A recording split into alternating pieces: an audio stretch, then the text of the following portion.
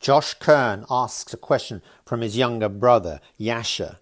Are you happy to be a child, or would you rather be an adult already? If you could choose forever, child or adult. Yasha allows the question to hang there, unanswered, just in the way you think children haven't heard or are apt to ignore. Then he looks straight at the camera and with that primal innocence so central to the book, replies, child.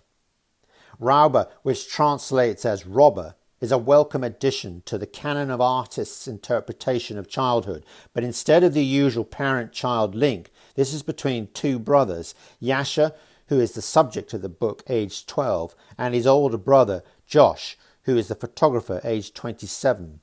We are told that when Yasha was born, I was 15 years old and moved out 3 years later, which means that I didn't really know him. It's hard to ignore the devotion of the older brother to his younger sibling. Through his photographs, you see a childhood lived and a childhood idealized, one that was perhaps absent in his own growing up, but now immortalized through his intimate portrait of a passing moment in time, a time that you want to hang on to. So the book becomes as much about a relationship as to the subject it relates to, which is childhood. And Kern does this in a way where he amplifies the dream narrative, one that rides along the carefree independence of youth, one that is not dominated by the vulturine and faceless data empires that proliferate most children's boundaries, that place of their own making, their own imagination. I really enjoyed this book, and I enjoyed Kern's use of tropes of cross-colour development, exposure, the dust and scratches, the haphazard, happy-go-lucky composition, and how he preferences just having fun ahead of whether this is a good photograph or not.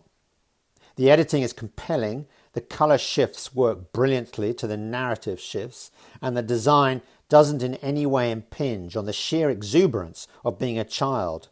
Kern is not asking us to critique his photography, but to look closely at what he is showing about growing up, what it means to him and what it means to his brother, who he casts as the exemplar of an ideal childhood.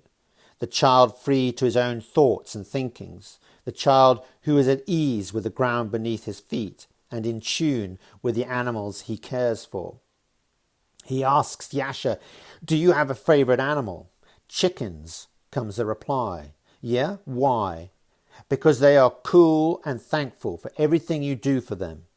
This is a nuanced response that is untutored from a mind that has been left with room to roam free. Yasha sees that. Adults are more focused on their jobs in order to make a living, to avoid getting broke.